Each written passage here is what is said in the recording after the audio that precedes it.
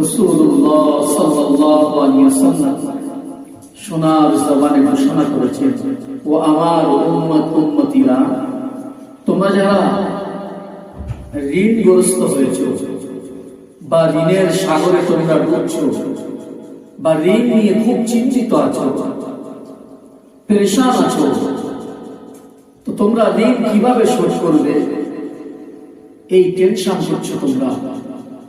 তোমরা এই সকাল সন্ধ্যা এই দোয়াটি 3 বার করে পড়ো।